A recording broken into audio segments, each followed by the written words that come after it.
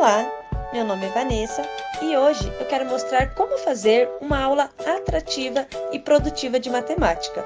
O conteúdo abordado será sobre plano cartesiano e o vídeo é destinado à disciplina de Estágio Supervisionado 1 do curso de Matemática da PUC-PR. Ficou interessado em saber mais sobre esse plano de aula?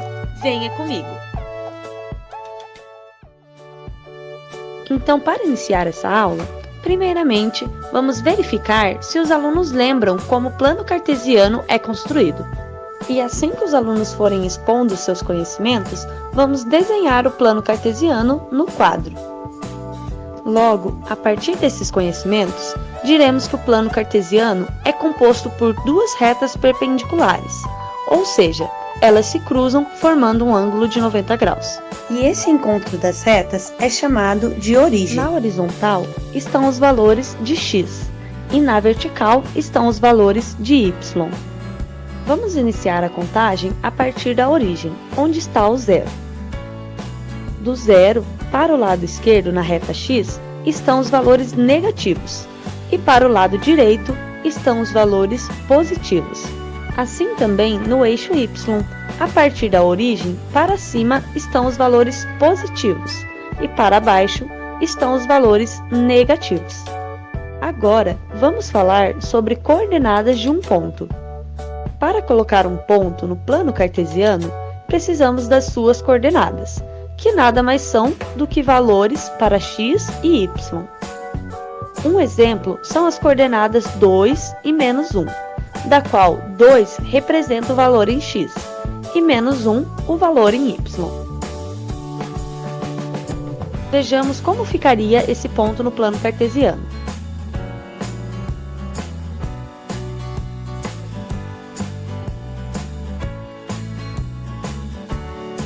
Chamaremos então de ponto A. Vamos então com outro exemplo. Sucessivamente, faremos o mesmo com o ponto B, em que suas coordenadas são menos 2 e menos 2, sendo menos 2 para x e menos 2 para y. Observe como ficaria.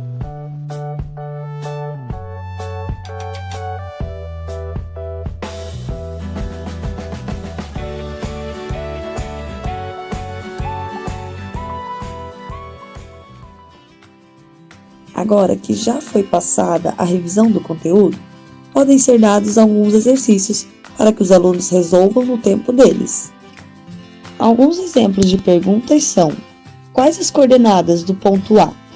Ou então, projete o ponto com as coordenadas 4 e menos 6.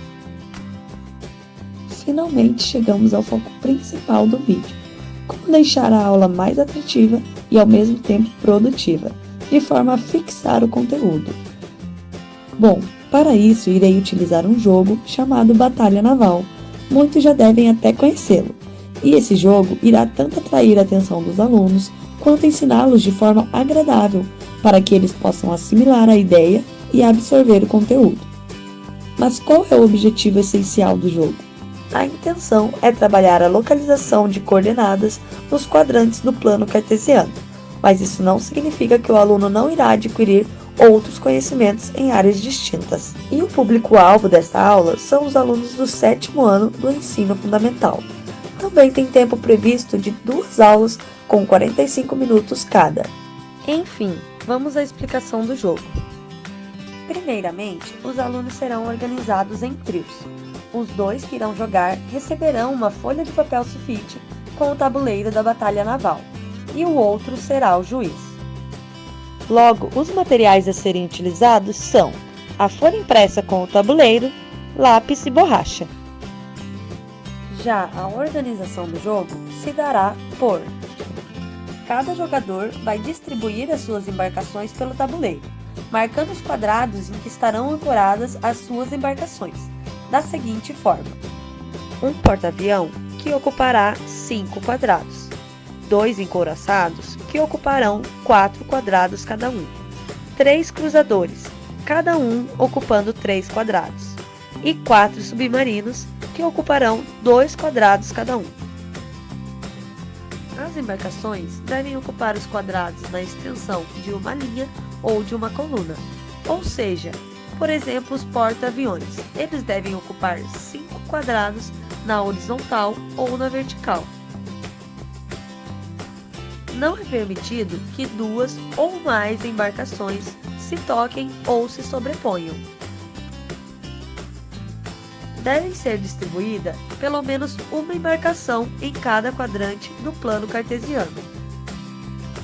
A função do juiz é observar se os jogadores estão marcando corretamente os pontos nos 2 tabuleiros, tanto no tabuleiro do jogo de cada um, quanto no tabuleiro de controle dos tiros dados no adversário. A partir de agora, serão ditas as regras do jogo. Primeira regra: cada jogador não deve revelar ao seu oponente a localização de suas embarcações. Segunda regra: os jogadores decidem quem começa a atirar. Terceira: cada jogador, na sua vez de jogar, tentará atingir uma embarcação do seu oponente. Para isso, indicará ao seu oponente um ponto no plano cartesiano, dando as coordenadas x e y desse ponto.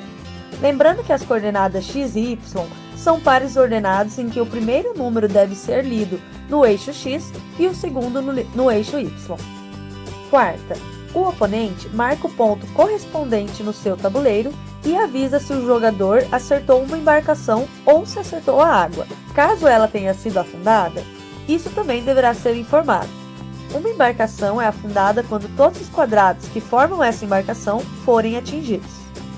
Quinta regra: para que um jogador tenha o controle dos pontos que indicou ao seu oponente, deverá marcar cada um dos pontos indicados no plano correspondente ao do oponente no seu tabuleiro. Sexta regra: para acertar uma embarcação, basta acertar um dos vértices de um dos quadrados em que a embarcação está ancorada.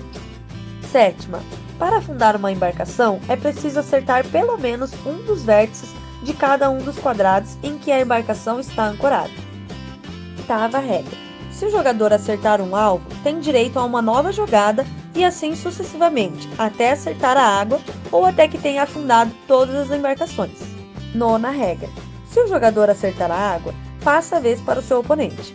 Também passará a vez para o seu oponente ou perderá uma jogada o jogador que marcar um ponto de forma incorreta em qualquer um dos tabuleiros. Esse erro deve ser indicado pelo juiz. E 10ª regra: o jogo termina quando um dos jogadores afundar todas as embarcações do seu oponente.